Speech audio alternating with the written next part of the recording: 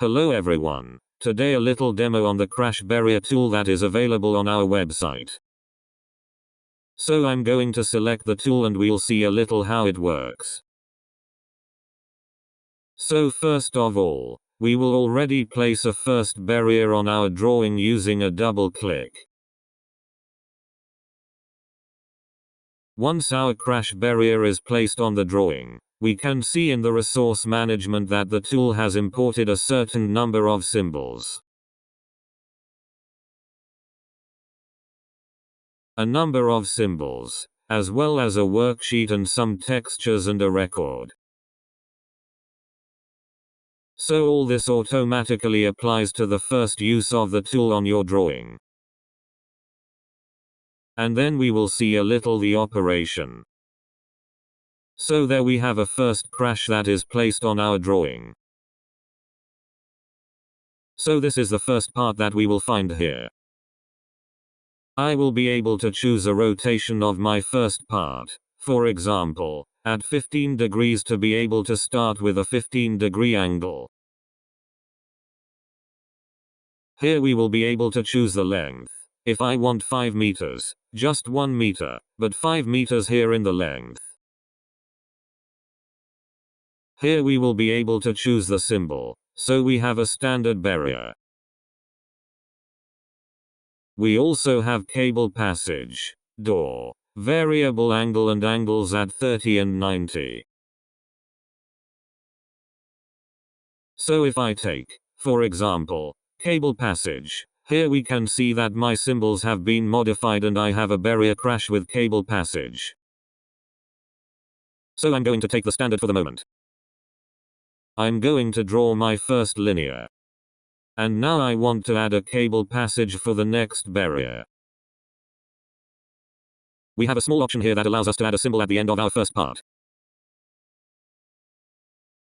So we're going to put yes. Here we see that it adds us to the last symbol. And here in the end symbol, I'm going to be able to choose my cable passage here, naturally. And here it's a rotation of the end, but it's mainly for the variable angle that we're going to use this option. We'll see that right after. So here I have drawn my first part. I'm going to move on to the second part. We're going to start again with our standard 5 meters. That's done. We have our 5 meters. Then I'm going to add a symbol at the end. With maybe, we're going to look at the variable angle. There you go. So there I put a variable angle.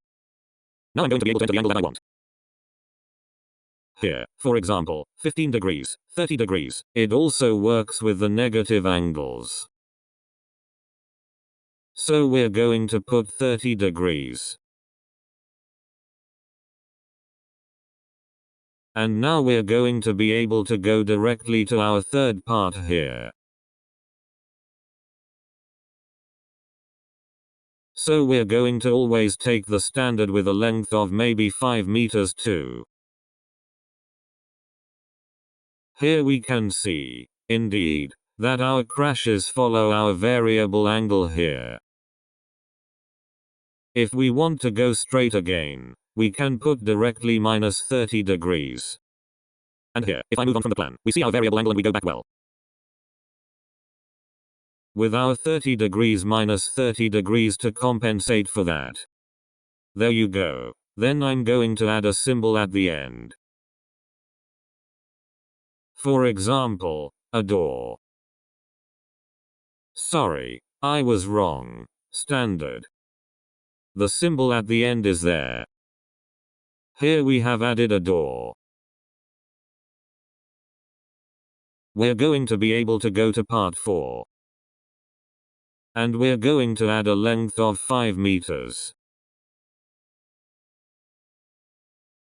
And then we're going to look at what we have as an angle. So here, as a symbol at the end, I'm going to look for an angle at 90 degrees, for example. And here we can see that my angle changes well at 90 degrees. And if I continue with my next part, we can see that the next part has taken into account the change in angle. Here, if I go here, in plan 2D, we can see well our crash barriers with the good angles. So here you can continue according to the different parts that you obviously need. And we're going to look at the part that is here, option. So I'm going to go in plan 2D, because it's in 2D that it happens. Here we have an option that allows us to display the parts. Like that, I can know on which part I have to work to modify my drawing directly. And we have one last option here, which is the label, which is entirely removable. And it reminds us a little of the crash barriers we used, the number of crash barriers that will be recovered. The total weight of our crash barriers and everything that is the case below. There you go. The last thing is that we have here a reset rotation that allows us to reset all the rotation of all the parts. In particular, here it will reset our variable angles and our end rotations.